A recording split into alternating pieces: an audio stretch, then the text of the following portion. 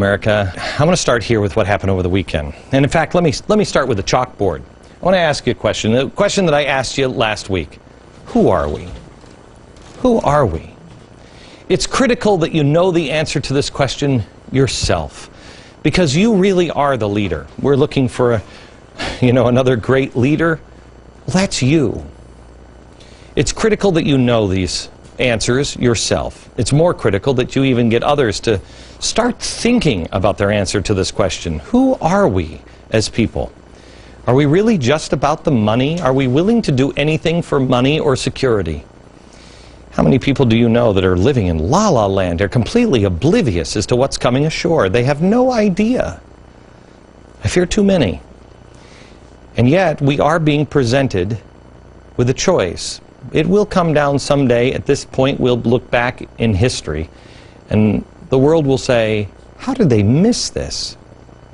Here are the questions, and here's the choice. Do we believe in a free market, or do we believe in government-controlled entities? Do we believe in hard work or handouts, personal responsibilities or bailouts, individual liberty or controlled liberty? Which is it? Is America made up of problem solvers or whiners? Haven't we always been the first ones to lead by example and respond with money, food, and support when disaster strikes another country? We're always the first in. We're the ones that run into burning buildings, not out of them. We're the first to come to the rescue of other countries when they're facing adversity. When the world was facing communism, it was the United States that defeated it.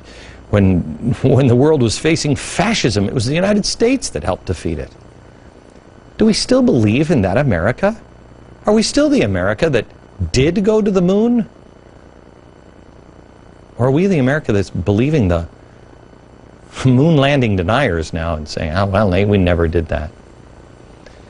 Is America special? Is it different from the rest of the world? Is God done with the freedom that we have enjoyed in this country? Is he neutral? Is he like, whatever? Is he? Is the world no longer in need of miracles? Is America done? Are we done? Does America have any value left anymore? What happens when America is no longer able to help? Who does the world turn to then? When the United States doesn't have any clout, any power, and we can't say anything anymore, who does the world turn to? Canada? No offense, Canada. I love you. You may be the one that has to step into the role now. Is Canada capable of doing it? Australia? England? They got their hands full. They're on the verge of collapse. I mean, you could go to the UN. They're great at strongly worded letters, but how many Rwandas have to happen when America doesn't lead the way before we figure out the UN is useless? Where would we be? Where would the world be without an America? Who's going to replace us? China? Brazil? You see, when you look at this and you realize that to those who have been given much, much is required. Not expected, required. Isn't it our moral responsibility to pass on freedom to the next generation? To pass on an America that is at least capable of providing liberty for its people? People will, and have already, including our president, have begun to blame America for all the problems of the world. Their solution is global government or socialism or communism, which have failed over and over and over again. I've told you time and again that the question is not, do we have communists and revolutionaries and socialists around the president and the White House? The real question that we should have been asking from the very beginning is, does it matter? Over the weekend, there was a rally in Washington, D.C., and it was for one nation. Well, we showed you the list of all the groups that endorsed the event, and they were planning on attending. There they are, the one nation working together. And they were working together. I was accused of making stuff up when I said communists were planning to head on down to the mall in Washington, D.C., but it wasn't some conspiracy. I came back the next day and I pointed out the facts.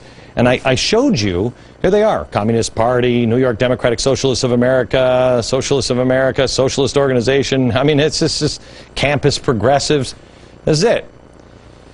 I came on and I showed you the list. I showed you all the links on their own websites. I showed you what they were saying. They were all organizing for it. Well, the next night, I guess, I was told that it didn't matter. It didn't matter. Now even the people who organized this said that it didn't matter. When the president of the NAACP was asked about the communist and socialist groups attending, he said, quote, "This is a big tent. Anyone who wants to stand up to create jobs and defend the jobs of teachers, police officers, nurses, firefighters, I say, come on and join us." Communists? Communists. Revolutionaries. People who have called for the destruction of America. You're okay? What kind of jobs are they creating? Does it matter, America? The radicals showed up. Oh, they did. How do I know this?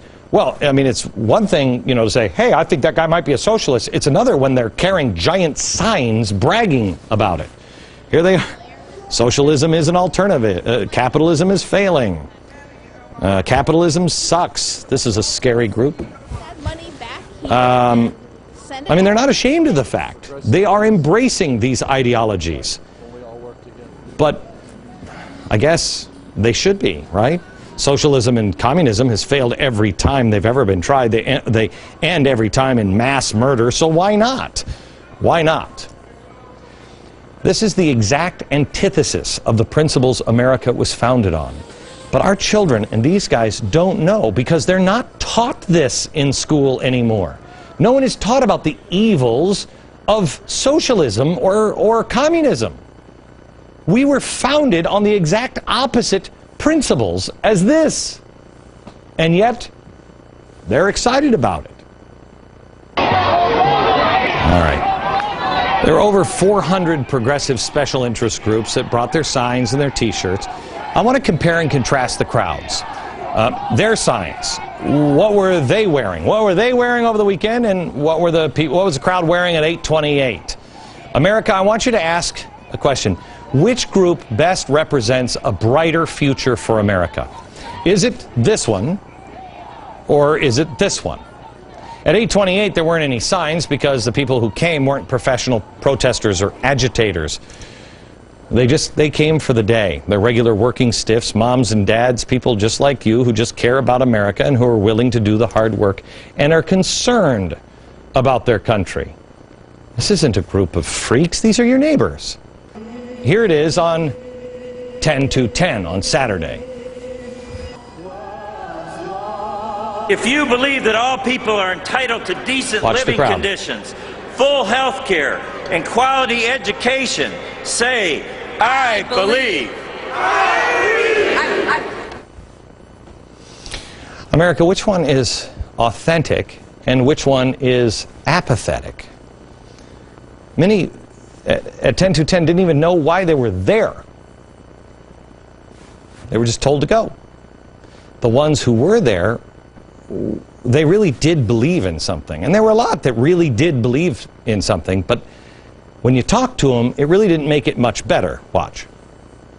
Violence isn't an abstract kind of question. It's a simple matter of it's going to happen in reality, and it's not a moral question where is it right or wrong to resist. It's right to fight, and as a result, you're going to have to fight. And so violence against the capitalist class, in this instance, would be justified in the action of, you know, if there were a civil war between the classes. Okay, a class war. Are you more this or this at 828? I definitely want people to be filled with real hope, you know, and conviction that anything is possible in America. If we just know who we are and believe in each other. America, we're headed towards tough times.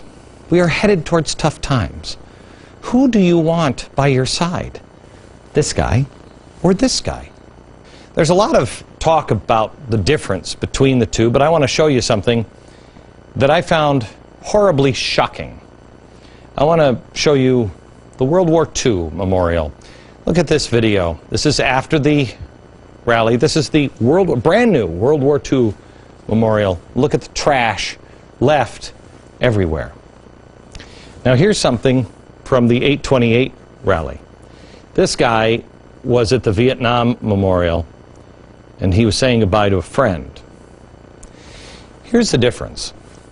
At the 8/28 rally, there were tons of people like this that had served before in a war.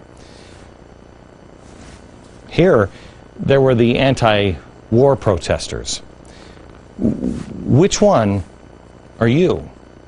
Which one offers you the brighter future? Which one offers your family protection? This one or this one? See, if you understand the anti-war people, war, what is it good for? Saving your ass and your freedom, that's what it is. But if you understand the anti-war people, war and corporate greed are destroying our country, you understand why they left litter at the World War II memorial. It doesn't matter to them. They don't respect the sacrifice. The people who were oh, was that Hitler? There's no sacrifice. Freedom to these people is really free. Why not trash the memorial? It's meaningless. At 8/28, the vets would have wept. No, actually, they probably would have taken care of business, and then they would have wept if we would have left the World War II, the greatest American generation memorial, in the shape that these people left it in. We're facing a choice, America. And it's okay to be on one side or the other. It is. I'm over here. I gladly stand over here with these people. Or are you these people? Communists, socialists, revolutionaries. Which are you? It's fascinating to me that we're making this choice again, the same choice that we made back in 1969.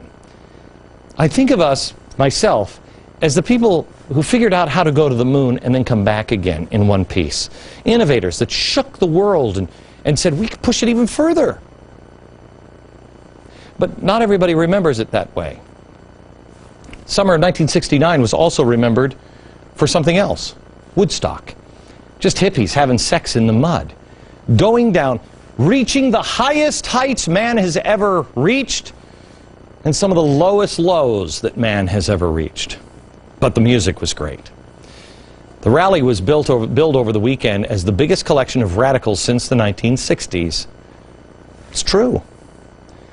It's the same people doing it. Which event better represents who we are and where we want to be? Which one do you want your children to grow up in, this world or this world? Which one of them is going to push them and encourage them into being a better person and a better country? This one or this one? This is the split. This is the choice. Does it matter that our president and our Congress is running our country with the advice and the counsel and the aid and support of the Communist Party USA? Does it matter? I say yes.